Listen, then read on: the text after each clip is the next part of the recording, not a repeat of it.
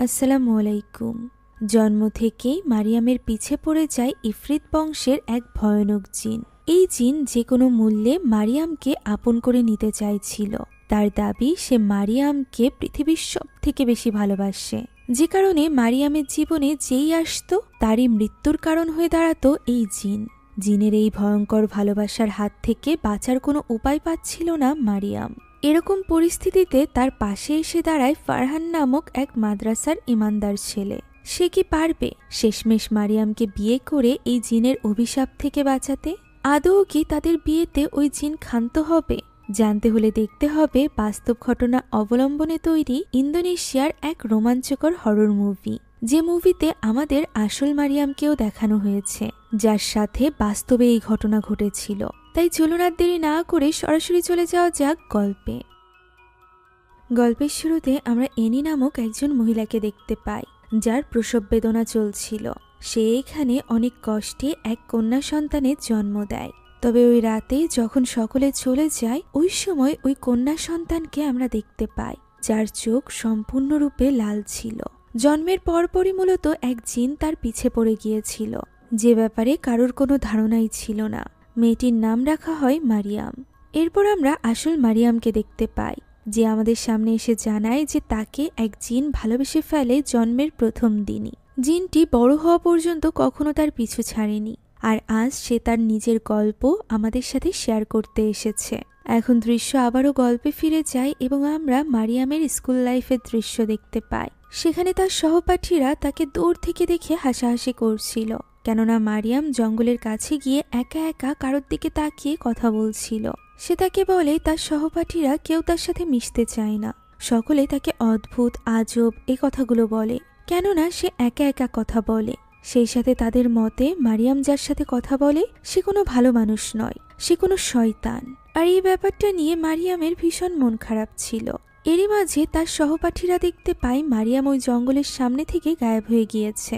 তারা অবাক হয়ে তাকে খুঁজতে থাকে। এরই মাঝে আচমকা মারিয়াম তাদের কাছে চলে আসে এবং তাদেরকে ভয়ানকভাবে তার থেকে দূরে থাকতে বলে। এই ঘটনায় তার সহপাঠীরা ভীষণ ভয় পেয়ে যায়। এখন এরপর ক্লাসের দৃশ্য দেখানো হয়, যেখানে ক্লাস চলাকালীন মারিয়ামের খাতায় আপনা আপনি লেখা ভেসে উঠছিল, যেটা দেখে মারিয়াম খুশি হচ্ছিল। তার অদৃশ্য বন্ধু এটা লিখছে। টিচার এই ব্যাপারটা লক্ষ্য করে এবং তার উপর রেগে যায়। সে মারিয়ামকে প্রশ্ন করে আদম এবং হাওয়ার ব্যাপারে, ফলে মারিয়াম ঘাবড়ে যায়। এরই মাঝে তার কানের কাছে ফিসফিসানি আওয়াজ ভেসে আসে, যেখানে ইফরিত জিনের ব্যাপারে বলা হচ্ছিল। মারিয়ামের কিছু একটা যেন হয়ে যায়। সে ওই জিনের বলা কথাগুলো বলতে থাকে। তাকে এইভাবে অদ্ভুতভাবে কথা বলতে দেখে সেখানে থাকা একটা ছোট্ট ছেলে তাকে প্রশ্ন করে তার উপর জিনে আসর করলো নাকি। এরই সাথে সেখানে থাকা আরেকটা মেয়েও তাকে শয়তানের বন্ধু বলে সম্বোধন করতে থাকে। পুরো ক্লাস এ কথা শুনে হাসতে থাকে। টিচার তাদেরকে শান্ত করার চেষ্টা করে, তবে তারা তো মারিয়ামকে নিয়ে মজা করছিল। মারিয়াম এবার কাঁদতে কাঁদতে চিৎকার করে বলে ওঠে তার বন্ধু শয়তান নয়, বরং তারা সকলে শয়তান। একথা বলতেই পুরো ক্লাস নিশ্চুপ হয়ে যায়। সব স্টুডেন্টরা যেন কোনো এক ঘোরের মধ্যে চলে গিয়েছিল। মারিয়াম দেখতে পায় তার পিছে বসে থাকা মেয়েটি নিজেই নিজের আঙুল কেটে ফেলে। বাকিরা জিনের বলা ওই কথাগুলো বারবার বলতে থাকে। সব স্টুডেন্টরাই আসলে জিনের আসরে এসে নিজেদের ক্ষতি করছিল। কেউ নিজের চোখের মধ্যে কলম ঢুকিয়ে দিচ্ছিল, কেউ বা লোহার উপর নিজের মাথা আঘাত করছিল। টিচার চিৎকার করে সাহায্য চায়, তবে বাচ্চাগুলোকে কেউ সাহায্য করতে এগিয়ে আসতে পারছিল না। যা দেখে মারিয়াম এবার চিৎকার করে তার বন্ধুকে বলতে থাকে যে সে তো সত্যিই শয়তান, সে সত্যিই তার ক্লাসমেটদের ক্ষতি করছে, সে যেন এটা বন্ধ করে। এ কথা বলে সে কাঁদতে থাকে। এখন স্কুলের এই ঘটনার পর মারিয়ামকে স্কুল থেকে বের করে দেওয়া হয়। তাকে মাদ্রাসার এক হুজুরের কাছে নিয়ে আসে তার মা ইয়ানি। হুজুরের নাম ছিল সালে। সালে এখানে তার উপর রুকিয়া পারফর্ম করতে আরম্ভ করে। তার সাথে তার অনেক অনুসারীরাও ছিল। হঠাৎ করেই মারিয়াম হাসতে আরম্ভ করে, যেন এই দোয়া কালাম ওই জিনের উপর কোনো প্রভাবই ফেলছে না। মারিয়ামের কণ্ঠস্বর বদলে যায় এবং সে বলতে থাকে এই বাচ্চাটি তারা তার কাছ থেকে মারিয়ামকে দূর করতে পারবে না। সালে এখানে ওই জিনের ব্যাপারে জিজ্ঞাসা করে। তখন সে বলতে থাকে সে মারিয়ামের জন্মের সময় থেকে তার সাথে আছে, সে তাকে কখনোই ছাড়বে না। সালে তখন তাকে জিজ্ঞাসা করে যে সে কোন ক্লান থেকে, যার উত্তরে মারিয়াম বলে ওঠে ইফরিত।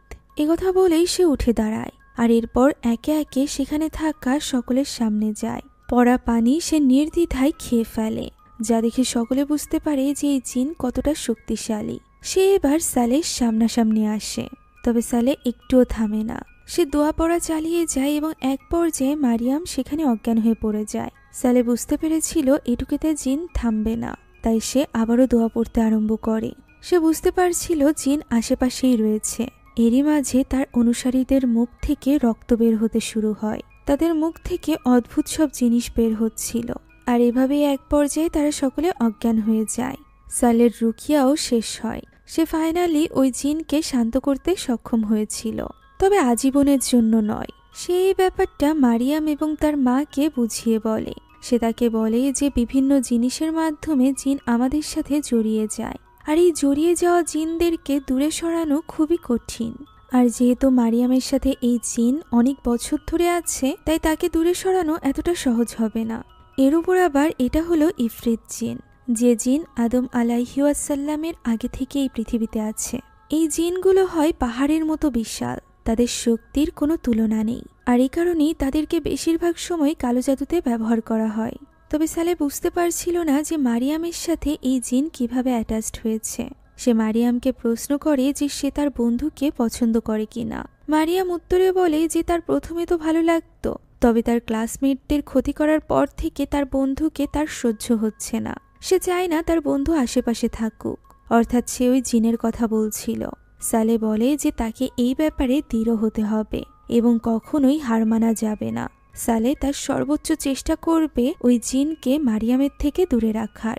এভাবেই আশ্বাস দিয়ে সালে তাদেরকে বাড়ি পাঠিয়ে দেয়। ওই সময় সেখানে এই মাদ্রাসারই দুজন বাচ্চা ছেলে উপস্থিত ছিল, যারা মারিয়ামের বয়সী ছিল। এই ছেলে দুজনের নাম ছিল ফারহান এবং রিস্কি। এখন এভাবেই অনেক বছর কেটে যায়। মারিয়াম এখন বড় হয়ে গিয়েছে। সকালে ঘুম থেকে উঠে সে রেডি হয়ে নেয়, একটা বিশেষ লকেটওয়ালা চেন পরে। তখনই তার মা এসে জানায় বাইরে একজন ছেলে তার জন্য অপেক্ষা করছে, যে তাকে এই বিশেষ লকেটটি দিয়েছিল। আর এটা শুনে মারিয়াম লজ্জা পেয়ে যায় এবং তখনই রেডি হয়ে বেরিয়ে পড়ে। তবে ওই সময় আয়নায় তার প্রতিবিম্বকে দেখা যায়, যে কিনা রেগে গিয়েছিল মারিয়ামের উপর। হয়তোবা এটা ওই জিন ছিল। এখানে আমরা বাগাসের সাথে পরিচিত হই। বাগাস এবং মারিয়াম একে অপরকে পছন্দ করত, যে ব্যাপারটা ইয়ানিও জানত। বাগাস একটা ফ্যাক্টরিতে কাজ করত, আর সেখানেই কাজ করার জন্য সে মারিয়ামকে নিতে এসেছিল। এখন তাকে নিয়ে সে রওনা দেয়। যখন যাওয়ার পথে মারিয়াম বেশ অদ্ভুত জিনিস লক্ষ্য করে। এই অদ্ভুত ঘটনাগুলো এত বছরে তার সাথে ঘটছিল না। এখন তারা যাচ্ছিল, এরই মাঝে আচমকা তাদের সামনে কিছু বাস এসে পড়ে। বাগাস এগুলো সরিয়ে নিতে থাকে। ওই সময় মারিয়াম পেছনে কাউকে একটা লক্ষ্য করে, যেন কেউ তাকে ফলো করছিল। এখন এই ব্যাপারে গুরুত্ব না দিয়ে তারা ফ্যাক্টরিতে গিয়ে পৌঁছায়। সেখানে বাকি সকলের ব্যবহার থেকে আমরা বুঝতে পারি এখানে শুধুমাত্র বাগাস বাদে মারিয়ামকে আর কেউই পছন্দ করত না। তারা সকলে জানতো ছোটবেলাতে মারিয়ামের সাথে কি ঘটেছে। তারা তো এখনো মনে করত যে মারিয়ামের পেছনে ওই জিন রয়েছে, যে কারণে সকলে তার থেকে দূরত্ব বজায় রাখত। সেখানে থাকা দুজন মেয়ে মারিয়ামকে প্রশ্ন করতে থাকে, এবার কি বাগাসেরও ক্ষতি করবে সে? এর আগে আদি নামক একজন ছেলে, যে কিনা মারিয়ামকে পছন্দ করত, তার অদ্ভুতভাবে মৃত্যু হয়েছিল। সকলের ধারণা ওই জিনই আদির উপর হামলা করেছিল এবং তাকে খুন করে ফেলেছিল। এখন হয়তো বা বাগাসেরও অবস্থা আদির মতোই হবে। একজন মেয়ে তো মারিয়ামকে জিজ্ঞাসা করে যে তার ওই জিন বন্ধু তাকে টাকা দেয় না কেন, টাকা দিলে তো তার এখানে কাজ করতে আসা লাগতো না। এইসব নিয়ে সে উল্টোপাল্টা বলতে থাকে। তখনই সেখানে চলে আসে বাগাস। সে তাদের মুখ বন্ধ করে দেয়। সেই সাথে বলে আজ তাদেরকে এক্সট্রা কাজ করতে হবে। তাদের সাথে সমুদ্র তীরে যেতে হবে মাছ ধরতে সন্ধ্যার সময়। এই কথা বলে সে সেখান থেকে যাওয়ার সময় মারিয়ামকেও তাদের সাথে যেতে বলে। মারিয়াম হ্যাঁ না কিছু বলে না। তখন ওই মেয়েটি বলে যে তাকে রক্ষা করার জন্য বাগাস তো আছেই, তার কিসের চিন্তা। এখন ওই দিন মাগরিবের রক্তের দৃশ্য দেখা যায়, যেখানে মারিয়াম, ওই মেয়েটি এবং আরো একজন ছেলের সাথে বাগাস গিয়ে পৌঁছায় সমুদ্রের তীরে। সেখানে ফ্যাক্টরির মধ্য দিয়ে তারা সমুদ্রের দিকে এগিয়ে যাচ্ছিল। ওই সময় আমরা মারিয়ামকে দেখতে পাই, যার মুখে ছিল এক ভয়ানক হাসি। হঠাৎ করেই সে একটা স্থানে এসে থমকে যায়। লাইটগুলো ফ্লিকার করতে থাকে। সেখানে অন্য দুজন ছেলে মেয়ে ভয় পাচ্ছে দেখে বাগাস তাদেরকে বকাঝকা করে এবং তাদেরকে বলে যে মারিয়াম তো তাদের থেকেও বেশি সাহসী। যা শুনে ছেলেটি বলে ওঠে, মারিয়ামের বন্ধুই তো জিন, সে কেন ভয় পাবে? এই কথা বলতেই সে পিছে ঘুরে তাকাতেই সকলে হতবাক হয়ে যায়। মারিয়াম দেখতে একদমই ভয়ানক হয়ে উঠেছিল, তার চোখের রঙও বদলে গিয়েছিল। ওই সময় আমরা আসল মারিয়ামকে দেখতে পাই, যে কিনা তখনও পর্যন্ত ফ্যাক্টরিতে ছিল, অর্থাৎ সে বাগাসদের সাথে যায়নি। তাহলে বাগাসদের সাথে এই মুহূর্তে সেখানে কে উপস্থিত রয়েছে? তখনই চিৎকার চেঁচামেচির শব্দ শোনা যায়। মারিয়াম তার সাথীদের সাথে দৌড়ে চলে যায় সমুদ্রের তীরে। সেখানে যেতেই তারা দেখতে পায় ওই তিনজনকে ভয়ানকভাবে ওই জিন বশে নিয়ে রেখেছে। তাদের মুখ থেকে রক্ত বের হচ্ছে, তারা তিনজনই ছটফট করছে। মারিয়াম এটা দেখে এবার চিৎকার করতে থাকে এবং ওই জিনকে বলে তার বন্ধুদেরকে ছেড়ে দিতে। এই পর্যায়ে সত্যি সকলে শান্ত হয়ে যায়, সবকিছু স্বাভাবিক হয়ে যায়। এখন তাদের সকলকে ফ্যাক্টরির মালিকের কাছে নিয়ে আসা হয়, যেখানে ওই দুইজন মেয়ে তর্ক করছিল। একজনের মতে মারিয়াম পুরো টাইমটা ফ্যাক্টরির ভেতরে ছিল, তবে অন্যজনের মতে সে তো তাদের সাথে অর্থাৎ বাগাসদের সাথে ওই সমুদ্রের তীরে গিয়েছিল, তবে হঠাৎ করেই পজেস হওয়ার পর সে গায়েব হয়ে যায়। আর এরপর কি হয় তা তারা তিনজনও জানে না। এখন বিরক্ত হয়ে মালিক মারিয়াম এবং বাগাস বাদে সকলকে বেরিয়ে যেতে বলে। মালিক নিজেও বুঝতে পেরেছিল যে মারিয়ামের মধ্যেই কোনো সমস্যা আছে, লোকে যা বলে ঠিকই বলে, তাই সে মারিয়ামকে কাল থেকে কাজে আসতে নিষেধ করে। তবে মারিয়াম এখানে আকুতি মিনতি করতে থাকে, কারণ তার কাজের খুবই প্রয়োজন। এরপরও মালিক রাজি না হতে চাইলে বাগাস এবার তার হয়ে মালিকের কাছে একটা শেষ সুযোগ চায়। আর এরপরও যদি এরকম কোনো ঘটনা ঘটে তাহলে বাগাস নিজে চাকরি ছেড়ে দিবে। ফলে মালিক আর কথা বাড়ায় না। এখন ওই দিন বাড়িতে ফিরে যাওয়ার সময় বাগাস মারিয়ামকে বলে যে সে নিজেও সমুদ্রের তীরে মারিয়ামকে দেখেছিল। মারিয়াম প্রশ্ন করে এবার কি তাহলে বাগাসও তাকে ভয় পাচ্ছে? প্রত্যুত্তরে বাগাস বলে সে কখনোই মারিয়ামকে ভয় পাবে না, বরং যে কোনো শত্রু থেকে সে মারিয়ামকে সবসময় প্রোটেক্ট করবে। কথা বলে সে মারিয়ামকে নিয়ে রওনা দেয় বাড়ির উদ্দেশ্যে। বাড়িতে পৌঁছানোর পর মারিয়াম তার মায়ের সাথে ঠিকমতোভাবে কথা না বলেই ভেতরে চলে যায়। ইয়ানি চিন্তিত হয়ে বাগাসকে প্রশ্ন করে আজও কি ফ্যাক্টরিতে কোনো ঘটনা ঘটেছে? উত্তরে বাগাস বলে এতে মারিয়ামের কোনো দোষ ছিল না। বাগাস এখানে ইয়ানিকে বলে সে মারিয়ামের সাথে তার ভবিষ্যতের কথা ভাবছে, অর্থাৎ সে মারিয়ামকে বিয়ে করতে চায়। ইয়ানি তাকে তার অতীত এবং সেই সাথে বর্তমানের ব্যাপারে ধারণা দেয়। বাগাসের এতে কোনো সমস্যা ছিল না, বরং তার ধারণা সে মারিয়ামকে সব ধরনের বিপদ থেকে রক্ষা করতে পারবে। তার এই কথাগুলো শুনে ইয়ানি অনেকটা খুশি হয় এবং বাগাস তার দোয়া নিয়ে সেখান থেকে রওনা দেয়। এখন ওই রাতে মারিয়াম একটা কাগজে লেখা আয়াত নিয়ে বসেছিল। তার মনে পড়ে যায় সালে তাকে বলেছিল যে সে যদি একবার এই ইফরিত জিনের মুখোমুখি হয় তাহলে হয়তোবা সে তার পিছু ছেড়ে দিবে। তবে ইফরিত জিনকে দেখার জন্য তাকে সূরা আল জিনের আয়াত নাম্বার 11 পড়তে হবে, যেটা সালে তাকে একটা কাগজে লিখে দিয়েছিল। তবে মারিয়াম সেটা পড়ার আজ রাতেও সাহস পায় না। সে সেটা ড্রয়ারের ভেতরে রেখে শুয়ে পড়ে। এরই মাঝে হঠাৎই ড্রয়ারটি আপনা আপনি খুলে যায়। মারিয়াম সেটা আটকে আবারও শুয়ে পড়েছিল, এমন সময় ড্রয়ারটি বাইরে ছিটকে এসে পড়ে। ড্রয়ারের ভেতরে একটা কাগজ ছিল, যার উপর আরবিতে লেখা ছিল যে তাকে সে রক্ষা করবে, অর্থাৎ ওই জিন মারিয়ামকে উদ্দেশ্য করে এই কথাটি লিখেছিল। মারিয়াম এতে করে বেশ ঘাবড়ে যায়, তবে সে হার মানে না। সে ওই আয়াত পড়তে আরম্ভ করে। তার ভীষণ ভয় লাগছিল। দ্বিতীয়বার পড়তেই হঠাৎ করে ওই জিনের গর্জন শোনা যায়। পর্দার অপর পাশে সে দাঁড়িয়েছিল। মারিয়াম এটা দেখে অনেক ঘাবড়ে গিয়েছিল। এমন সময় পর্দা খুলে সেখানে চলে আসে তার মা ইয়ানি। সে এখানে ভীত মারিয়ামকে শান্ত করতে থাকে এবং জানায় যে সে সালের সাথে বাগাস এবং মারিয়ামের বিয়ের ব্যাপারে কথা বলেছে। তাদের ব্যাপারে জেনে সালে নিজেও অনেকটা খুশি হয়েছে। এই কথা শুনে মারিয়ামও যেন একটু নিশ্চিন্ত হয়। পরদিন এই ব্যাপারে মারিয়াম বাগাসের সাথে সরাসরি কথা বলে। মারিয়াম ভয় পাচ্ছিল যে ওই ইফরিত জিন বাগাসের কোনো ক্ষতি না করে ফেলে। তবে বাগাসের মনে তো কোনো ভয়ই ছিল না। সে সবসময় মারিয়ামের পাশে থাকতে চায়। এ কথা বলে সে বাইক আনতে চলে যায়। ওই রাতে মারিয়ামকে বাড়িতে এগিয়ে দিয়ে বাগাস যখন চলে আসবে, ঠিক তখনই তার পেছনে আমরা অন্য এক মারিয়ামকে দেখতে পাই, অর্থাৎ ওই জিনকে দেখতে পাই যে কিনা আবারও মারিয়ামের রূপ ধারণ করেছিল। আমরা বুঝতে পারি সে এবার বাগাসের পিছে পড়ে যাবে। এখন পরদিন সকালেই ইয়ানি ঘুম থেকে উঠে যাওয়ার পর মারিয়াম একা বিছানায় ছিল। তখনই আমরা ওই জিনের হাত দেখতে পাই, যে কিনা মারিয়ামের গলা থেকে ওই নেকলেসটি টেনে খুলে ফেলে। ফলে এই ঘটনায় মারিয়াম বেশ ঘাবড়ে যায়। সে ওই নেকলেসটি ছোট্ট একটা বক্সে রেখে দেয়। আর এরপর সে যখন জানালা খুলতে যায়, জানালা খুলতেই সে হতবাক হয়ে যায়। সেখানে বাগাস ছিল, যে কিনা উন্মাদের মতো ব্যবহার করছিল। তার এই অবস্থা দেখে মারিয়াম ছুটে বাইরে চলে আসে। সে দেখতে পায় তার বাড়ির সামনে অনেকেই দাঁড়ানো, তারা কিছু একটা দেখছে। এরই মাঝে বাগাসের মাও সেখানে ছুটে আসে। মারিয়াম ঘর থেকে বের হতেই বাগাসের এই অবস্থা দেখে চমকে যায়। বাগাস তার সামনে এসে দাঁড়ায় এবং তার মুখ থেকে রক্ত বের হতে থাকে। বেরিয়ে আসে একটা কাটা জিহবা, যা দেখে তার মা তার কাছে ছুটে আসলে সে তার মাকে ইশারায় ছুঁড়ে ফেলে দেয়। আর এরপর সামনে থাকা কাঠে নিজের মাথা আঘাত করতে থাকে।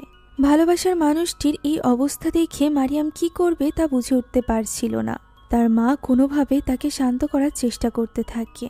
এদিকে এইভাবেই মাথায় আঘাত করতে করতে বাগাস সেখানেই শেষ হয়ে যায়। এখন তার দাফনের দৃশ্য দেখা যায়, যেখানে ছুটে চলে আসে মারিয়াম। তবে তাকে দেখে অনেক বেশি রেগে গিয়েছিল বাগাসের মা। ছেলের মৃত্যুর জন্য সে মারিয়ামকেই দায়ী করতে থাকে। তার কবরের আশেপাশেও সে মারিয়ামকে দেখতে চাইছিল না, যা দেখে ইয়ানি মারিয়ামকে নিয়ে সেখান থেকে চলে যায়। তখনই একটা ছোট্ট বাচ্চা মেয়ের মধ্যে থাকা জিন সালের হাত ধরে এবং জিজ্ঞাসা করে যে সে কি এখনও তাকে হারাতে পারবে বলে মনে করে। সে তো মানুষ খুন করতেও পর্যন্ত পারে। যার প্রতি উত্তরে সালে বলে জন্ম মৃত্যু মহান আল্লাহ তাআলার হাতে, জিনের ইচ্ছাতে কোনো কিছু হবে না। এদিকে মারিয়ামকে জোর করে বাড়িতে নিয়ে এসেছিল ইয়ানি, কিন্তু মারিয়াম তো এই সব কিছুর জন্য নিজেকেই দায়ী মনে করছিল।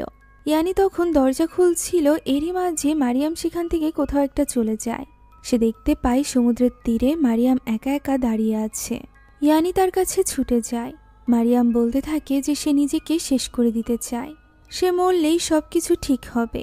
তার মা তাকে আটকাচ্ছিল, এরই মাঝে সেখানে সালে চলে আসে এবং মারিয়ামকে হার মানতে নিষেধ করে। ওই জিন তো এটাই চায়। এরই মাঝে ওই জিনের উপস্থিতি সে টের পায় এবং সেদিকে তাকিয়ে বলে ওঠে, মানুষ জিনের থেকেও বেশি শক্তিশালী। এখন ওই রাতে সালে মারিয়ামের জন্য তাহাজ্জুদের নামাজ পড়বে বলে ঠিক করে। তাই সে রিজকিকে বলে যায় যে সকাল হওয়া পর্যন্ত কেউ যেন তাকে ডিস্টার্ব না করে এবং ফারহান আসলেই যেন সে তার কাছে পাঠিয়ে দেয়। এখন সে মসজিদে গিয়ে নামাজ আদায় করে। ওই সময় পর্দার পেছনে ওই জিনের উপস্থিতি আমরা দেখতে পাই। সালে এই ব্যাপারে জানতো না এবং সে তজমি পড়তে শুরু করে। তার সাথে সাথে পিছে থাকা ওই জিনও অনবরত তজমি পড়তে থাকে। এক পর্যায়ে সালের মনোযোগ ভঙ্গ হয়। সে পিছে ঘুরে ওই জিনকে জিজ্ঞাসা করে সে এখানে কেন এসেছে, সে কি চায়। কথা বলতে ওই জিন এবার হাওয়ায় ভাসতে আরম্ভ করে, পর্দার উপরে চলে আসে। সে আবারও মারিয়ামের ভয়ঙ্কর রূপ নিয়েছিল, যা দেখে সালে এবার বেশ ঘাবড়ে যায়। আচমকা তার সামনে চলে আসে ওই জিন এবং তাকে বলতে থাকে তার কি মনে হয় সে তাকে মারিয়ামের থেকে আলাদা করতে পারবে। কথা বলে সে ভয়ানকভাবে হাসতে থাকে এবং আশেপাশের লাইটগুলো ফ্লিকার করতে থাকে। দৃশ্য চলে যায় মারিয়ামের কাছে, যে ঘরে একা শুয়েছিল। ঘুম ভাঙতেই সে নিজের পাশে সালেকে দেখতে পায়, যে মারিয়ামকে জিজ্ঞাসা করে যে আজ রাতে সে নামাজ পড়েছে কিনা। মারিয়াম হ্যাঁ বললে সালে জিজ্ঞাসা করে সে কি চায়। মারিয়াম বলে সে একটা স্বাভাবিক সুস্থ সুন্দর জীবন চায়। সালে বলে নিয়মিত নামাজ পড়া এবং মহান আল্লাহ তাআলার কাছে সাহায্য চাওয়ার মাধ্যমে সে এই জীবন নিশ্চয়ই পাবে। কথা বলে সে সেখান থেকে চলে যাচ্ছিল। মারিয়াম তাকে আটকালে সে বলে তার সময় চলে এসেছে, তাকে যেতে হবে।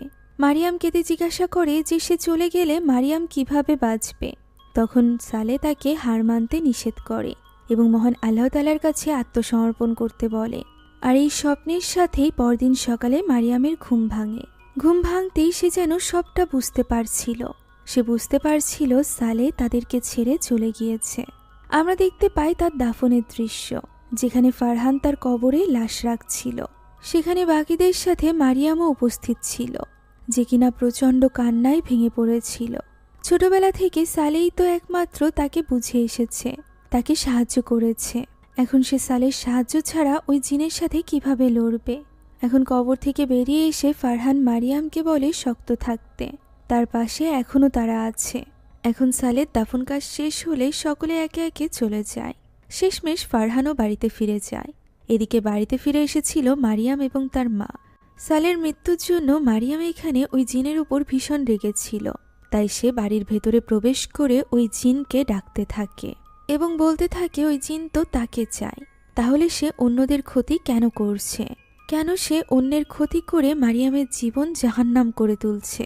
সে কি চায়? সে কি চায় যে মারিয়াম মারা যাক? তাহলে সে যেন তাকে মেরে ফেলে। একথা বলে সে চিৎকার করতে থাকে এবং তার মা তাকে শান্ত করার চেষ্টা করতে থাকে। এরই মাঝে মারিয়ামের ঘর থেকে আওয়াজ শোনা যায়। সেদিকে ছুটে গেলে তারা দেখতে পায় সবকিছু উলটপালট হয়ে আছে। ওই জিন ফেলে দিচ্ছে সবকিছু।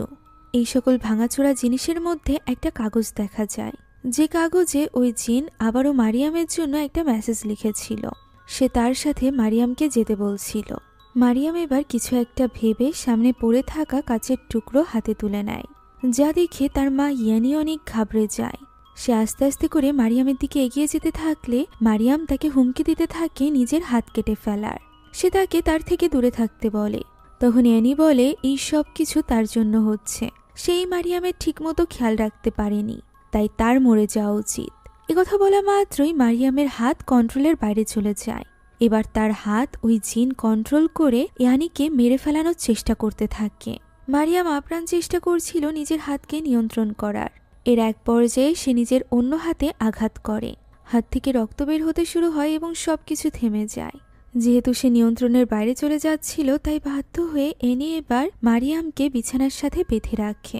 একমাত্র মেয়ের সাথে এরকম করতে তার একদমই ভালো লাগছিল না, যে কারণে সে বারবার মারিয়ামের কাছে ক্ষমা চাইতে থাকে। মারিয়াম এখানে কিছুই বলে না, কেননা সে জানতো তার মাও কতটা অসহায়। এখন এভাবেই সে ঘুমিয়ে পড়ে এবং এনি সেখান থেকে চলে যায়। মাঝরাতের দিকে হঠাৎ করে দরজার কাছে কাউকে একটা দেখা যায়। মারিয়ামের ঘুম ভেঙে যায়। ঘুম ভাঙতেই সে চমকে ওঠে, কেননা তার সামনে ছিল লাল চোখওয়ালা ওই ভয়ানক জিন। সে ভয়ে চোখ বন্ধ করে নেয়, আর এরপর চোখ মেলতেই ওই জিন তার উপরে চলে আসে। পরদিনকার দৃশ্য আমরা দেখতে পাই। সকাল হতেই মারিয়াম চলে আসে সমুদ্রের তীরে।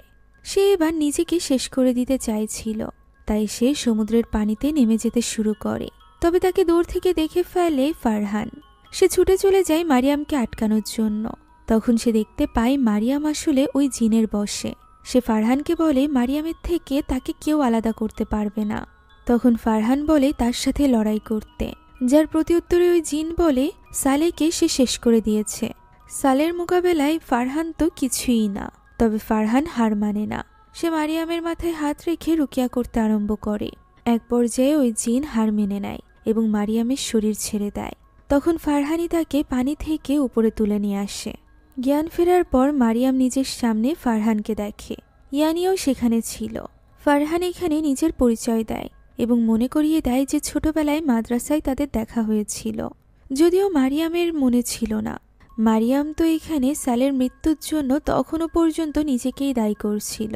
তবে ফারহান তাকে নিষেধ করে। সে বলে সালের সাথে শেষবারের মতো দেখা করার সুযোগ সে পায়নি। তবে সে নিশ্চিত সালে কখনোই নিজের মৃত্যুর জন্য মারিয়ামকে দায়ী করবে না। কারোর মৃত্যু কোনো মানুষের হাতে নেই, এটা শুধুমাত্র মহান আল্লাহ তাআলার ইচ্ছা। এভাবেই সে মারিয়ামকে বুঝিয়ে নেয়। ইয়ানিও তাকে বাড়ি ফেরার সময় বলতে থাকে হার না মানতে। এখন ওই রাতে মারিয়াম যখন নামাজ পড়ছিল, তখন আচমকা তার পান নিচ থেকে জায়নামাজটা দূরে সরে যায়।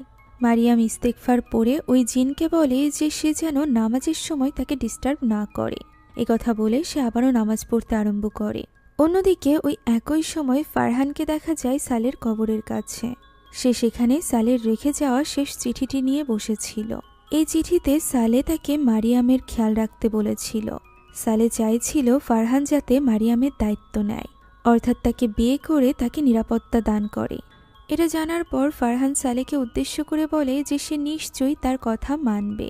একথা বলে সে সালের রূর মাগফিরাতের জন্য দোয়া করতে থাকে। সে যা যা পড়ছিল পাশ থেকে কয়েকজন একসাথে পড়তে থাকে। সেদিকে তাকাতেই সে দেখতে পায় বোরখা পরা বেশ কয়েকজন মহিলা সেখানে বসে জিকির করছে। ফারহান তাদেরকে সালাম দেয়। এরই মাঝে ওই জিন তার পাশে চলে আসে যে মারিয়ামের পিছে পড়ে আছে। সে ফারহানকে সাবধান করে বলে যে এই পথে এগোলে ফারহানের জন্য শুধুমাত্র মৃত্যু আছে, এছাড়া আর কিছুই না। তবে ফারহান এতে ভয় পায় না। ওই সময় আমরা মারিয়ামকে দেখতে পাই, যে কিনা অন্য এক জগতে চলে গিয়েছিল। হতে পারে এটা ওই জিনদের জগৎ। সে কিছুই বুঝে উঠতে পারছিল না। এরই মাঝে তার পেছনে ওই জিন চলে আসে। সে উপরে তাকাতেই জিনের ভয়ানক চেহারা দেখে ঘাবড়ে যায় এবং নিচে পড়ে যায়। তখনই ওই জিন তার উপর হামলা করে। সে চিৎকার করে ওঠে এবং আসল জগতে ঘুম ভেঙে যায় মারিয়ামের। চোখ মেলতেই সে নিজের সামনে ওই জিনদের দুনিয়ার একটা অংশ দেখতে পায় এবং ভয়ে চিৎকার করে ওঠে। আবারও তার ঘুম ভেঙে যায়। সে বুঝে উঠতে পারছিল না যে তার সাথে কি ঘটছে, কোনটা স্বপ্ন কোনটা বাস্তব। এখন পরদিন আমরা ফ্যাক্টরির দৃশ্য দেখতে পাই। কয়েকদিন পর মারিয়াম আজ কাজে এসেছিল। সেখানে ওই দুইজন মেয়েকে দেখা যায় যারা কিনা তখনও পর্যন্ত তার ব্যাপারেই কথা বলছিল। গতদিন ফারহান যে মারিয়ামকে হেল্প করেছে এই ব্যাপারটা নিয়েই তারা ফাও কথা বলছিল, যে ব্যাপারটা মারিয়াম শুনতে পায় এবং সে নিজের জায়গা থেকে উঠে এসে সরাসরি ওই মেয়েটিকে টেনে হিসড়ে নিয়ে যায় গরম পানির কাছে। তার কণ্ঠস্বর শুনে আমরা বুঝতে পারি মারিয়ামের ভেতরকার জিন এই কাজ করছিল। সে এখানে ওই মেয়েটিকে বলে তার উপযুক্ত শাস্তির ব্যবস্থা এখন সে করবে। পিছ থেকে অন্য মেয়েটি তাকে নিষেধ করলে সে বলে এরপর তার পালা। একথা বলেই সে ওই মেয়েটিকে গরম পানির মধ্যে চুবিয়ে মেরে ফেলতে চলেছিল। তবে সঠিক সময় সেখানে ফারহান চলে আসে। সে মারিয়ামের কানের কাছে এসে ইস্তেগফার পড়তে থাকে, যার ফলে এক পর্যায়ে মারিয়াম হুঁশে ফিরে আসে এবং ওই মেয়েটিকে ছেড়ে দেয়। সেখানকার পরিস্থিতি দেখে মারিয়ামের আর বুঝতে বাকি থাকে না যে সে আবারও উল্টোপাল্টা কাজ করেছে, যে কারণে সে বাইরে ছুটে গিয়ে একা একা বসেছিল। তখন তার কাছে ফারহান আসে। সে ইজিপ্ট থেকে একটা তজমি নিয়ে এসেছিল, আর এটা সে নিয়েছিল মারিয়ামের কথা মনে করে, কেননা ছোটবেলাতে সালের তসবি নিয়ে মারিয়ামকে খেলা করতে দেখেছিল সে এখানে মারিয়ামকে বলে যে সে যেন কখনোই হার না মানে, মহান আল্লাহ তাআলা তার পাশে আছে। ফারহান তার জন্য একটা দোয়া লিখে দিবে, যেটা প্রতি ওয়াক্তের নামাজের পর সে যেন পাঠ করে। এভাবেই সে মারিয়ামকে ভেঙে পড়তে দেয় না। এখন ওই দিনই নামাজ আদায়ের পর মারিয়াম যখন ওই দোয়ার কাগজটি হাতে নেয়, ঠিক তখনই সে দেখতে পায় বাড়ির চারপাশের পরিবেশ বদলে গিয়েছে। আশপাশটা ওই জিনের জগতে পরিণত হচ্ছে। আগুনের মাধ্যমে সেখানে কিছু একটা লেখা ভেসে উঠেছে, যা হয়তোবা ওই জিন লিখেছে। তবে মারিয়াম হার মানে না। সে ওই কাগজ থেকে দোয়া পড়তে আরম্ভ করে। ফিসফিসিয়ে ওই জিন তার মনোযোগ ভঙ্গ করার চেষ্টা করছিল, যে কারণে চোখ বন্ধ করে মারিয়াম দোয়া পড়তে থাকে। এক পর্যায়ে ফিসফিসানির আওয়াজ বন্ধ হয়ে যায়। মারিয়াম চোখ মেলে দেখতে পায় আশেপাশের ওই লেখাগুলো মুছে গিয়েছে। ঠিক তখনই ওই জিন তার নাম ডেকে ওঠে এবং একটা বক্স উপর থেকে নিচে পড়ে যায়। বক্সের ভেতরে আবারও ওই জিনের একটা মেসেজ ছিল, যে মেসেজে লেখা ছিল যে সে কখনোই মারিয়ামের শান্তি ভঙ্গ করবে না। তবে মারিয়াম জানতো যে এটা সত্য নয়, তাই সে ওই বক্স সহ আগুনের ভেতরে দিয়ে দেয়। এরপর সে যখন রুমে ফিরে আসে, তখন সে আবারও ওই বক্সটি দেখতে পায় যেটা মেঝেতে পড়েছিল। বক্সের ভেতরে আরও একটা চিরকুট ছিল, তবে মারিয়াম সেটা পড়ে না, বরং বক্সটি সহ আবারও আগুনে দিয়ে দেয়। এবার সে সেখানেই দাঁড়িয়ে বক্সটি জ্বলতে দেখতে থাকে। তবে হঠাৎই তার সামনে ওই বক্সটি আগুন থেকে বাইরে বেরিয়ে আসে। ওই জিন তখন তাকে বলতে থাকে সে তাকে ইগনোর করতে পারবে না। খুব শীঘ্রই তার আশেপাশে জ্বলতে থাকা সব আলোগুলো নিভে যাবে। তার শেষ জীবন পর্যন্ত সে মারিয়ামকে ভালোবেসে যাবে। মারিয়াম এই কথাগুলো সহ্য করতে পারছিল না এবং তাকে চুপ করতে বলছিল। এভাবেই চিৎকার করতে করতে সেখানে তার মা চলে আসে। সে কোনো মতে মারিয়ামকে সামলায়। এখন ওই দিনই মারিয়াম ফারহানকে চিঠিগুলো দেখায়, যেগুলো ওই জিন তার উদ্দেশ্যে বিভিন্ন সময়ে লিখেছিল। আজ সে বেশ বড় একটা চিঠি লিখেছিল, যেখানে সে মারিয়ামের জন্য নিজের ভালোবাসা ব্যক্ত করেছিল। তার মতে সে সবকিছু থেকে মারিয়ামকে প্রোটেক্ট করতে চায়। সে মারিয়ামকে নিজের সাথে রাখতে চায়। মৃত্যুর আগ পর্যন্ত সে মারিয়ামকে ছাড়বে না। এই চিঠিটা পড়া মাত্রই ফারহান বুঝতে পারে যে এটা সত্যি ইফরিত জিন, কেননা একমাত্র ইফরিত জিনই মানুষের সাথে মেলামেশা করতে পারে এবং তাদের প্রেমে পড়ার দাবি করে। এর আগে ছোটবেলায় যখন সালে বলেছিল, তখন ফারহানের অতটা বিশ্বাস হয়েছিল না। এবার সে নিশ্চিত। একথা বলতে বলতে সে ওই চিঠি সহ বক্সটি পানিতে ভাসিয়ে দেয়। তখন মারিয়াম বলে যে তার ভীষণ ভয় লাগছে, সে এইভাবে বাঁচতে পারবে না। সে বুঝতেও পারছে না যে তার কি করা উচিত। তবে ফারহান তাকে পথ দেখায়। ওই দিন থেকেই মারিয়াম নিয়মিত জিকির করতে থাকে, নামাজ পড়তে থাকে, সেই সাথে আল্লাহর ইবাদতে পুরোপুরিভাবে নিজেকে মগ্ন রাখে, যা দেখে ইয়ানিরও ভালো লাগে। তবে ওই জিন এত সহজে তো মারিয়ামের পিছু ছাড়বে না। ওই দিন ইয়ানি যখন কাজের জন্য বাসার বাইরে যায়, তখন সেখানে থাকা কয়েকজন প্রতিবেশী লক্ষ্য করে ফারহান ওই বাড়িতে প্রবেশ করছে। মারিয়াম যেহেতু একা ছিল তাই তার প্রতিবেশীরা একটু চিন্তিত হয়ে পড়ে। আর ঠিক ওই সময় আমরা আসল ফারহানকে দেখতে পাই, যে কিনা সালের কবরের কাছে ছিল। সে এখানে আছে এর মানে বাড়িতে তার রূপ নিয়ে প্রবেশ করেছিল ওই জিন। আর এই ব্যাপারটা ফারহানও বুঝতে পারে। পিছ থেকে তাকে যখন একটা জিন ডাক দেয় এবং সে গায়েব হয়ে যায়, ফারহানের মনে হয় নিশ্চয়ই কোনো ঝামেলা আছে। এদিকে মারিয়ামের প্রতিবেশীরা মারিয়ামের চিন্তায় তার বাড়িতে চলে যায়। তবে তারা সেখানে মারিয়ামের ঘরে কাউকেই দেখতে পায় না। তারা এই ব্যাপার নিয়ে কথা বলছিল, এমন সময় আচমকা আশেপাশের সব দরজা জানালা বন্ধ হতে থাকে। ওই জিন চিৎকার করে বলতে থাকে তার ব্যাপারে নাক না গলাতে। ফলে তারা সকলে ঘাবড়ে যায়। এরই মাঝে আমরা দেখতে পাই মারিয়ামের এক ভয়ানক রূপ, অর্থাৎ ওই জিন তার রূপ নিয়ে আবারও এসেছিল, যার ইশারায় একে একে সকলের মুখ থেকে রক্ত বের হতে থাকে। একজন মেয়েকে তো জানালার সাথে আঘাতও করে সে। এরই মাঝে শব্দ শুনে আসল মারিয়াম ভেতরে ছুটে আসে এবং সকলের এই অবস্থা দেখে হতবাক হয়ে যায়। সে কি করবে তা বুঝে উঠতে পারছিল না। অন্যদিকে ফারহান তখনও পর্যন্ত জিনদের ওই ইশারা বুঝতে পারেনি। এরই মাঝে সে কোরআনের তেলাওয়াত শুনতে পায় এবং বুঝতে পারে যে মারিয়ামকে সাহায্য করার জন্য তার এখনই সেখানে যেতে হবে। এদিকে মারিয়ামের বাড়ির পরিস্থিতি খুবই ভয়ানক ছিল। সে ভয়ে ঘরের এক কোণে বসেছিল। গ্রামের সকলে তাদের বাড়িতে হামলা করছিল। গ্রামে একের পর এক মৃত্যুর জন্য তারা মারিয়ামকেই দায়ী করছিল। তারা চাইছিল মারিয়ামকে শাস্তি দিতে। ইয়ানিও তাদেরকে বুঝিয়ে পারছিল না। এরই মাঝে ফারহান সেখানে চলে আসে। সে দরজা বন্ধ করে দেয় এবং তাদেরকে বোঝানোর চেষ্টা করতে গেলেই তার উপর পাথর মারতে থাকে গ্রামবাসীরা। ফলে এতে করে তার কপাল ফেটে যায়। রাতের বেলা সবকিছু শান্ত হওয়ার পর ফারহানের ক্ষত স্থানে মলম লাগিয়ে দিচ্ছিল ইয়ানি।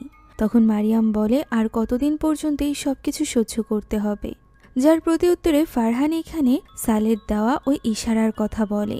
সে এখানে মারিয়ামকে বিয়ের প্রস্তাব দেয়, যা শুনে মারিয়াম অবাক হয়ে যায়। সাথে সাথে তার মুখভঙ্গি চেঞ্জ হয়ে যায়। তার ভেতরে ওই জিন চলে আসে এবং বলে সে আগেও বলেছে সে মারিয়ামকে ছেড়ে যাবে না। এ কথা শোনা মাত্রই ফারহান ভেতরে চলে আসে এবং দোয়া পড়তে শুরু করে। তখন ওই জিন বলে যে সে মারিয়ামকে কারোর সাথে বিয়ে করতে দিবে না, যার প্রত্যুত্তরে ফারহান বলে সে মারিয়ামকে বিয়ে করবেই। তখন জিন তাকে মেরে ফেলার হুমকি দিতে থাকে। তখন ফারহান বলে জন্ম মৃত্যু শুধুমাত্র আল্লাহর হাতে। এ কথা বলেই সে রুকিয়া পড়তে আরম্ভ করে। এর ফলে ওই জিনের কষ্ট হতে থাকে। ছটফট করতে করতে সে মারিয়ামের ভেতর থেকে বেরিয়ে যায়। এখন ওই রাতে ফারহান চলে যাওয়ার পর মারিয়াম ইয়ানিকে বলে যে তার ফারহানের জন্য চিন্তা হচ্ছে। সে চায় না তার জন্য নতুন করে আর কারোর ক্ষতি হোক। এর আগে বাগাস বিয়ে করতে যাওয়ায় তার সাথে কি হয়েছিল তা সবাই জানে। তখন ইয়ানি তাকে বোঝায় যে জন্ম মৃত্যু সত্যিই আল্লাহর হাতে। এছাড়া ফারহানের ঈমান অনেক বেশি শক্তিশালী। তাকে হারানো ওই জিনের পক্ষে এত সহজ হবে না। সে সবকিছু জেনেই মারিয়ামের পাশে এসে দাঁড়িয়েছে। মারিয়াম নিজেও ভালোবাসা ডিজার্ভ করে, যে কারণে তাকে ফারহানকে সুযোগ দেওয়া উচিত। এখন পরদিন মাদ্রাসায় আমরা ফারহানের সাথে মারিয়ামকে কথা বলতে যেতে দেখতে পাই, যেখানে মারিয়াম ফারহানকে বলে সে তার উপর দয়া দেখিয়ে তাকে বিয়ে করছে না তো, যার উত্তরে ফারহান বলে যে একদমই না। সে মারিয়ামকে মন থেকে একসেপ্ট করে নিয়েছে আর একমাত্র মারিয়ামের মর্জি থাকলেই সে তাকে বিয়ে করবে। সে অনেক সুন্দরভাবে মারিয়ামের প্রশংসা করছিল, যা শুনে তার ভালো লাগে। এরই মাঝে আচমকা ফিসফিসানি আওয়াজ শোনা যায়। জিন মারিয়ামকে বলতে থাকে যে তার ভালোবাসার নকল, যা শোনা মাত্রই মারিয়াম সেখান থেকে ছুটতে আরম্ভ করে। জিনের আওয়াজ তখনও তার পিছু করছিল। সে ফারহানকে স্বার্থপর, সেই সাথে ক্ষমতার লোভে মারিয়ামকে বিয়ে করতে চাইছে এইসব কথা বলতে থাকে। তবে মারিয়াম ছুটতে ছুটতে বাড়িতে চলে আসে। বাড়িতে এসেই সে ইস্তেগফার পড়তে থাকে। এভাবেই দোয়া পড়তে পড়তে সে নিজের ঘরে আসতেই হতবাক হয়ে যায়। উপরে আবারও জিনদের জগৎ দেখা যাচ্ছিল। সেই সাথে চারিদিকের দেওয়ালে কিছু লেখা ভেসে উঠেছিল। মারিয়াম চিৎকার করে ওই জিনকে বলতে থাকে তার থেকে দূরে থাকতে, তার জীবন নিয়ে আর না খেলতে। তবে পুরো দেওয়ালে একটা কথাই বারবার লেখা উঠছিল, আর সেটা হলো মারিয়ামকে তার মতো করে কেউ ভালোবাসতে পারবে না। তখন মারিয়াম বলতে থাকে যে সে ফারহানকে বিয়ে করতে চায় এবং তাকেই সে বিয়ে করবে। কথা বলে সে ঘরের এক কোণে বসে দোয়া পড়তে থাকে। এভাবেই দোয়া পড়তে পড়তে এক পর্যায়ে তার মায়ের ডাকে তার হুঁশ ফেরে। সে দেখতে পায় চারিদিক স্বাভাবিক হয়ে গিয়েছে। সে তার মাকে বলতে থাকে যে সে শান্তি চায়, সে শান্তিপূর্ণ একটা জীবন চায়। এখন ফারহানকে জানিয়ে দেওয়া হয়েছিল যে মারিয়াম বিয়েতে রাজি, যে কারণে ফারহান ঠিক করে মাদ্রাসার সকলে মিলে আজ সারা রাত নামাজ পড়বে। একটানা ফজর পর্যন্ত নামাজ আদায় করে তারা ফাইনালি কবুল বলে একে অপরকে স্বীকার করে নিবে। এখন এই কথা অনুযায়ী মারিয়াম মাদ্রাসায় চলে যায়। রাতের বেলা সে যখন অজু করছিল তখন আশেপাশে কেউই ছিল না। অজু শেষে খিমার নেওয়ার সময় আচমকা বাথরুমের লাইটটি বন্ধ হয়ে যায়। মারিয়াম সেদিকে দেখছিল, এমন সময় পিছ থেকে জোরে তাকে ডাক দেয় ওই জিন। চমকে উঠে মারিয়াম পিছে ঘুরে তাকায়, আর ঠিক তখনই ওই জিন তাকে অন্ধকারে টেনে নিয়ে যায়। এদিকে প্রায় সকলেই নামাজের জন্য চলে এসেছিল, তবে মারিয়াম তখনও আসেনি, যা দেখে ইয়ানি চিন্তিত হয়ে পড়ে এবং ওয়াশরুমে চলে যায় তাকে খুঁজতে। সেখানে মারিয়াম কোথাও ছিল না, তবে তার হিজাব খিমার দেখে সে বুঝতে পারে নিশ্চয়ই সে কোনো বিপদে পড়েছে। তাই ইয়ানি ছুটে চলে আসে ফারহানের কাছে। ফারহান যখন জানতে পারে যে মারিয়াম গায়েব হয়ে গিয়েছে তখন সে অন্য পথ অবলম্বন করে। সে ইয়ানিকে বলে তাকে বিয়ের জন্য দোয়া করতে। মারিয়াম যেহেতু বিয়ের জন্য মন থেকে রাজি হয়েছিল, তাই সে তার মায়ের উপস্থিতিতে মারিয়ামের দায়িত্ব নিবে। মহান আল্লাহ তাআলার ইচ্ছায় মারিয়াম যেখানেই থাকুক না কেন, সে মন থেকে যেহেতু ফারহানকে অ্যাকসেপ্ট করে নিয়েছে, তাই তাদের বিয়ে নিশ্চয়ই মহান আল্লাহ তাআলার কাছে কবুল হবে। ওই সময় আমরা মারিয়ামকে দেখতে পাই, যাকে জিনের জগতে নিয়ে গিয়ে বন্দি করে রেখেছিল ওই ইফরিত জিন। সেখানে হুঁশ ফিরতেই সে রাস্তা খুঁজতে আরম্ভ করে। সে বুঝতে পারছিল না যে সে এই জগৎ থেকে কিভাবে বের হবে। সে চারিদিক থেকে চিৎকারের আওয়াজ শুনছিল এবং সেগুলোই ফলো করে দৌড়াচ্ছিল। এরই মাঝে সে কয়েকটা ভয়ানক জিনকে দেখতে পায়, যারা একটা বাচ্চাকে হাতে হাতে করে সামনের দিকে এগিয়ে দিচ্ছিল। এক বিশাল আকৃতির জিনের হাতে ওই বাচ্চাটিকে তুলে দেওয়া হয়। যে বাচ্চাটিকে হাতে নিয়ে ওই জিনটি সামনের দিকে এগিয়ে যায়। মারিয়াম আর সময় নষ্ট না করে সেখান থেকে পালাতে শুরু করে। এরই মাঝে ওই জগতেই সে ফারহানের কণ্ঠ শুনতে পায়, যেখানে ফারহান দোয়ার মাধ্যমে মহান আল্লাহ তাআলার দরবারে মারিয়ামকে নিজের স্ত্রী হিসাবে কবুল করে নিচ্ছিল। মারিয়াম এই কথাগুলো শুনে আরো মরিয়া হয়ে পড়ে ওই জগৎ থেকে বের হওয়ার রাস্তা খুঁজতে। সে চারিদিকে ছুটাছুটি করতে থাকে। এরই মাঝে সেখানে আমরা ওই জিনের উপস্থিতি দেখতে পাই, যে কিনা মারিয়ামকে ফলো করছিল। এদিকে হুজুরও বিয়ে পড়াতে শুরু করেছিল। সে ফারহানকে মারিয়ামের ব্যাপারে বলে কবুল বলতে বলে। তবে ফারহান কবুল বলতে যাবে এমন সময় চারিপাশে রাখা পবিত্র পানির বোতলগুলো ভাঙতে শুরু করে। তবে মারিয়াম তখনও পর্যন্ত ফারহান এবং হুজুরের কণ্ঠস্বর শুনতে পারছিল। এদিকে ফারহানও হার মানে না। আবারও হুজুর তাকে একই কথা জিজ্ঞাসা করে কবুল বলতে বললে চারিদিকে বাতাস শুরু হয়ে যায়। তবুও ফারহান থামে না। সে দ্বিতীয়বার কবুল বলা মাত্রই তার হাত হুজুরের হাত থেকে দূরে ছিটিয়ে দেয় ওই জিন। চারিদিকে ভয়ানকভাবে বাতাস হতে থাকে। সেখানে থাকা সকলে ভয় পেয়ে যাচ্ছিল। এদিকে মারিয়ামও ওই জিনের কাছ থেকে ছুটে পালাচ্ছিল। এভাবেই পালাতে পালাতে সে এক পর্যায়ে নিচে পড়ে যায়। এদিকে ফারহান তৃতীয়বার কবুল বলার আগেই সেখানে থাকা সকলে অসুস্থ হতে আরম্ভ করে।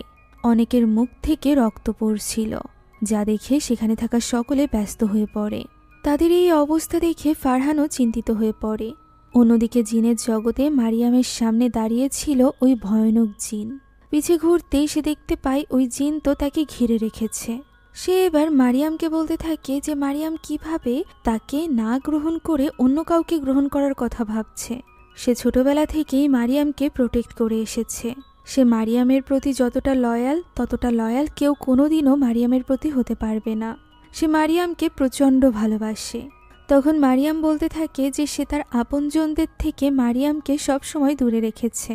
এছাড়া একজন মানুষের সাথে মানুষেরই বিবাহ হয়, কোনো জিনের সাথে নয়। সে জিনকে নিজের স্বামী হিসাবে কখনোই গ্রহণ করবে না। অন্যদিকে মারিয়ামের মতো ফারহানও ছিল দৃঢ়। তার নিজের মুখ থেকেও রক্ত বের হচ্ছিল, তবুও সে শেষমেশ তৃতীয়বারের মতো কবুল পড়ে। আর এভাবেই তাদের বিয়ে সম্পন্ন হয়। তবে জিনদের জগতে ওই জিন তখনও মারিয়ামকে এই জগতে ফিরতে দিচ্ছিল না। সে মারিয়ামের সামনে এসে বলে যে সে কখনোই তার পিছু ছাড়বে না। তখনই আসল দুনিয়া থেকে ফারহান দোয়া পড়তে আরম্ভ করে। যেহেতু বিবাহের এক পবিত্র বন্ধন তাদের মধ্যে তৈরি হয়েছিল, তাই এই দোয়া মারিয়ামও শুনতে পারছিল। সেও ফারহানের সাথে একই সাথে দোয়া পড়তে থাকে, যার প্রভাব পড়তে শুরু করে ওই জিনের উপর।